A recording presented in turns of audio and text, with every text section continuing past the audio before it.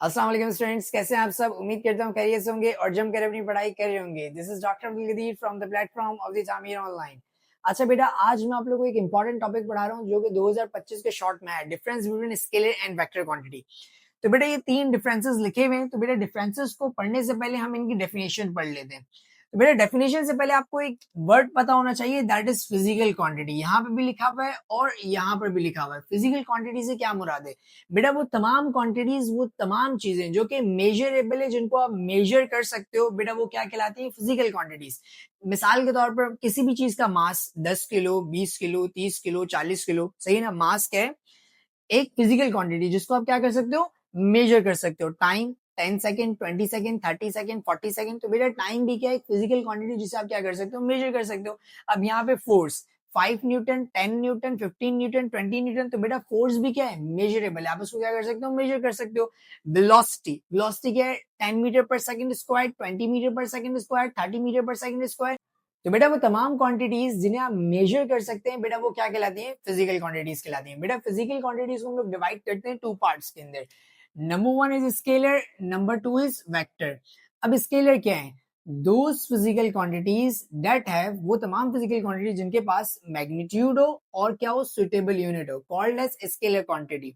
अब मैग्नीट्यूड से क्या मुराद है भाई? मैग्नीट्यूड से मुराद क्या होता है? नंबर, सही है ना? और सुटेबल यूनिट कोई भी यूनिट हो सकता है, क्योंकि हर क्वांटिटी का अलग अलग यूनिट होता है। जिस तरीके से मास का यूनिट किलोग्राम, टाइम का यूनिट सेकंड होता है, तो हर यूनिट, हर क्वांटिटी का अलग अलग क्या होता है? यूनिट होता है। तो वो तमाम फिजिकल क्वांटिटीज बेटा जिनको आप कंप्लीटली डिफाइन कर सकते हो मैग्नीट्यूड, नंबर यानी, और सुटेबल यूनिट की बेस पर, उन्हें हम लोग क्या कहते हैं? Scalar quantities. जैसे कि किसी भी चीज का मास है बेटा, वो क्या हो सकता है भाई? 10 किलोग्राम हो सकता है। तो मेरे मास एक फिजिकल क्वांटिटी है जिसको मैंने मैग्नीट्यूड यानी नंबर और सुटेबल यूनिट की बेस से पूरा डिफाइन कर दिया। 10 किलोग्राम, सही है ना? एक चीनी की बोरी है भाई, मैंने कहा ये 20 किलो की है, तो क्या हो गया? 20 किलोग्राम। 20 जो है वो उसमें मैग्नीट्यूड या नंबर हो गया, और किलोग्राम क्या हो गया? उसका सुटेबल यूनिट हो गया। अब टाइम जो है बेटा वो भी क्या है? स्केलर क्वांटिटी है। अब इस स्केलर क्वांटिटी को मैग्नीट्यूड यानी नंबर और सुटेबल यूनिट की बेस से पूरा डिफाइन कर सकता हूं। जैसे कि मैंने कहा 20 सेकेंड, 30 सेकेंड। तो बेटा ये 20 क्या है? मैग्नीट्यूड। 30 क्या है? मैग्नीट्यूड। और सेकेंड क्या है? Suitable unit. तो यानी टाइम एक ऐसी फिजिकल क्वांटिटी है जिसे मैं मैग्नीट्यूड और सुटेबल यूनिट की बेस से पूरा डिफाइन कर सकता हूं। तो बेटा ऐसी क्वांटिटीज जिनमें मैग्नीट्यूड और सुटेबल यूनिट की जरूरत पड़ती है, और इन्हें आप इन दो चीजों की बेस पर पूरा डिफाइन कर ले, तो बेटा उन्हें हम लोग क्या कहते हैं? Scalar quantities. अब नंबर टू पे क्या आता है? Vector quantities. Those physical quantities that have magnitude with suitable unit and a particular direction। तो वेक्टर्स में क्या लिखा हुआ है कि वो तमाम फिजिकल क्वांटिटीज जिनमें मैग्नीट्यूड तो हो और मैग्नीट्यूड के साथ साथ क्या हो? Suitable unit. क्योंकि हर क्वांटिटी का मैग्नीट्यूड और उसके साथ सुटेबल यूनिट तो होता ही होता है। लेकिन जो वेक्टर क्वांटिटीज होती हैं बेटा, वो ऐसी फिजिकल क्वांटिटीज है जिनमें पार्टिकुलर डायरेक्शन की भी क्या पड़ती है? हमें नीड पड़ती है। जैसे कि यहाँ पे क्या लिखा हुआ है? फोर्स। भाई मैंने कहा कि भाई किसी भी बंदे को मैंने कहा 10 न्यूटन की फोर्स लगाओ, वो मुझसे सवाल करेगा कि 10 न्यूटन की फोर्स किस डायरेक्शन में लगाऊं? डाउनवर्ड लगाऊं, अपवर्ड लगाऊं, फॉरवर्ड लगाऊं, बैकवर्ड लगाऊं? वो मुझसे पूछेगा ना। तो मुझसे क्या पूछ रहा है? डायरेक्शन पूछ रहा है। भाई मैंने किसी भी बंदे को कहा भाई गाड़ी 10 मीटर पर सेकंड की वेलोसिटी से चलाओ, तो बेटा वो मुझसे ये पूछेगा ना कि 10 मीटर पर सेकंड की वेलोसिटी से मैं गाड़ी को किस डायरेक्शन में चलाऊं? नॉर्थ, साउथ, ईस्ट, वेस्ट, किस डायरेक्शन में चलाऊं? तो बेटा वेक्टर क्वांटिटीज ऐसी फिजिकल क्वांटिटीज हैं जिसमें हमें मैग्नीट्यूड यानी नंबर की तो जरूरत पड़ती है, और नंबर के साथ साथ सुटेबल यूनिट होता है, और पार्टिकुलर डायरेक्शन की भी जरूरत पड़ती है। जैसे कि मैंने कहा 10 न्यूटन, सही ना? 10 क्या हो गया? मैग्नीट्यूड हो गया। और इसके अलावा न्यूटन क्या हो गया? फोर्स का यूनिट क्या होता है? न्यूटन। न्यूटन क्या हो गया? यूनिट हो गया। लेकिन मैंने कहा इन अपवर्ड डायरेक्शन। कहां लगाओ भाई? अपवर्ड डायरेक्शन में लगाओ। तो बेटा ये मैंने क्या दे दी? डायरेक्शन दे दी। 10 न्यूटन की फोर्स अपवर्ड डायरेक्शन में लगाओ। बात समझ आ गई? ओके जी, डेफिनेशन तो हमें क्लियर हो गई। अब हम डिफरेंसेस पढ़ लेते हैं दो के 2025 के शॉर्ट में आए हुए। बेटा स्केलर क्वांटिटी में पहला डिफरेंस क्या लिखा हुआ है? It has only magnitude. बेटा स्केलर क्वांटिटीज वो क्वांटिटीज हैं जिसमें सिर्फ और सिर्फ क्या होता है? मैग्नीट्यूड होता है, डायरेक्शन की जरूरत नहीं होती। जबकि वेक्टर में क्या लिखा हुआ है? It has magnitude and direction both. बेटा वेक्टर क्वांटिटीज वो तमाम क्वांटिटीज हैं जिसमें मैग्नीट्यूड के साथ साथ डायरेक्शन की भी जरूरत पड़ती है। अब सेकंड पॉइंट यहाँ पे क्या लिखा हुआ है, it changes with the change in magnitude. बेटा जो स्केलर क्वांटिटी है वो चेंज हो जाएगी अगर मैग्नीट्यूड के अंदर क्या आ जाए, चेंज आ जाए। जैसे कि मैंने मिसाल के तौर पर कहा कि ये 10 किलो की जो चीनी की बोरी है वो अब कितने किलो की हो गई, 20 किलो की। तो जैसे ही मैंने मैग्नीट्यूड चेंज किया तो बेटा स्केलर क्वांटिटी क्या हो गई, चेंज हो गई, सही है ना। मैग्नीट्यूड के चेंज करने से स्केलर क्वांटिटी क्या हो जाएगी, चेंज हो जाएगी। यानी पहले जो स्केलर क्वांटिटी यानी जो मास था बेटा वो क्या था, 10 किलो का था। अब मैंने क्या कर दिया, 20 किलो का, तो स्केलर क्वांटिटी में क्या आ गया, चेंज आ गया। अब जैसे ही मैं क्या कर दूं, 30 किलो कर दूं, मैं क्या चेंज कर रहा हूं, मैं सिर्फ और सिर्फ मैग्नीट्यूड चेंज कर रहा हूं, तो बेटा स्केलर क्वांटिटी में क्या आ रहा है, चेंज आ रहा है। जिस तरीके से आप टाइम में देखो 20 सेकेंड, सही है ना, टाइम अलग है।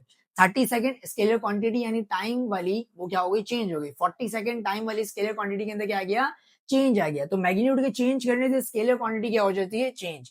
जबकि यहाँ पे क्या लिखा हुआ है, it changes with the change in both magnitude and direction. Vector quantity ऐसी फिजिकल क्वांटिटी है जो कि चेंज हो जाएगी। अगर मैं किसको चेंज कर दूं, मैं मैग्नीट्यूड को चेंज कर दूं तब भी चेंज हो जाएगी, मैं डायरेक्शन को चेंज कर दूं तब भी चेंज हो जाएगी। जैसे कि एग्जांपल यहाँ पे लिखी है, मैंने कहा 10 Newton in upper direction, applied 10 Newton force in upper direction. मैंने 10 न्यूटन को मैंने क्या कर दिया, मैंने 10 न्यूटन को कर दिया 20 न्यूटन। जैसे ही मैंने 20 न्यूटन किया तो फोर्स वेक्टर क्वांटिटी है, उसका मैंने मैग्नीट्यूड चेंज किया तो बेटा फोर्स क्या हो गई, चेंज हो गई। 20 न्यूटन की फोर्स लग दी अपर डायरेक्शन में, सही ना। अब मैंने क्या किया, इसको मैंने क्या कर दिया, 30 न्यूटन कर दिया, तो फोर्स वेक्टर क्वांटिटी है, सही है ना। मैंने मैग्नीट्यूड चेंज किया तो वो फोर्स की वेक्टर क्वांटिटी क्या हो गई, चेंज हो गई।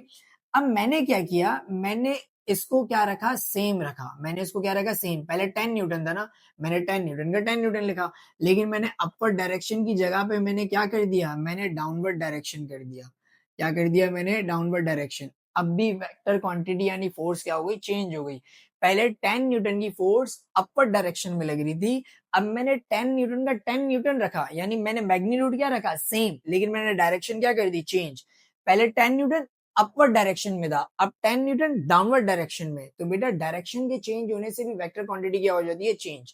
तो मैग्नीट्यूड चेंज होगा तब भी वेक्टर क्वांटिटी चेंज होगी, और अगर मैग्नीट्यूड सेम है, डायरेक्शन चेंज हो तब भी वेक्टर क्वांटिटी के अंदर क्या आ जाएगा, चेंज आ जाएगा। तो बेटा दूसरा पॉइंट क्लियर हो गया। तीसरे पॉइंट में क्या लिखा हुआ है, it represented by a letter only. बेटा कोई भी स्केलर क्वांटिटी है बेटा, आप सिर्फ और सिर्फ उसको रिप्रेजेंट करते हो, शो करते हो सिर्फ और सिर्फ लेटर से। जैसे कि v को हम लोग क्या कहते हैं, स्पीड। मास को हम लोग क्या कहते हैं, m। टाइम को हम लोग क्या कहते हैं, t। टेम्परेचर को भी क्या कहते हैं, कैपिटल T कहते हैं, सही है। तो बेटा कोई भी स्केलर क्वांटिटी है, आप उसको रिप्रेजेंट करते हो, शो करते हो सिर्फ और सिर्फ लेटर लिख के। स्पीड के लिए आपने क्या लिख दिया, v लिख दिया, मास के लिए m लिख दिया, टाइम के लिए t लिख दिया। लेकिन जो वेक्टर क्वांटिटी होती है बेटा, it represented by a letter with an arrow on top. बेटा आप कोई भी वेक्टर क्वांटिटी अगर लिख रहे होगे हो तो बेटा वेक्टर क्वांटिटी का आप लेटर तो लिखोगे, उस लेटर के ऊपर क्या लगाओगे, एरो लगाओगे। जिस तरीके से फोर्स, अब मैंने क्या लिखा, फोर्स का मैंने एफ तो लिख दिया, मैंने ऊपर क्या लगाया, डायरेक्शन, सही है ना, एरो लगाया। मैंने वेलोसिटी तो लिख दिया, वेलोसिटी के ऊपर क्या लगा दिया, एरो, यानी डायरेक्शन को शो कर रहा है। एरो से क्या मरा था, डायरेक्शन, एरो से क्या मरा था, डायरेक्शन।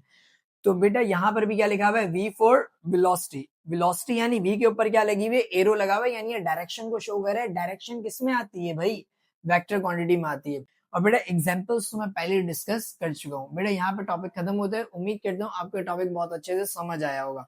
अगर बेटा वीडियो अच्छी लगी हो तो बेटा चैनल को सब्सक्राइब कीजिएगा, वीडियो को लाइक कीजिएगा, और ये वीडियो अपने फ्रेंड्स के साथ शेयर कीजिएगा, ताकि आपके साथ साथ आपके फ्रेंड्स के कॉन्सेप्ट्स भी क्लियर हो सके। मेरा नेक्स्ट वीडियो तक के लिए अल्लाह हाफिज, अपना बहुत सारा ख्याल रखिएगा।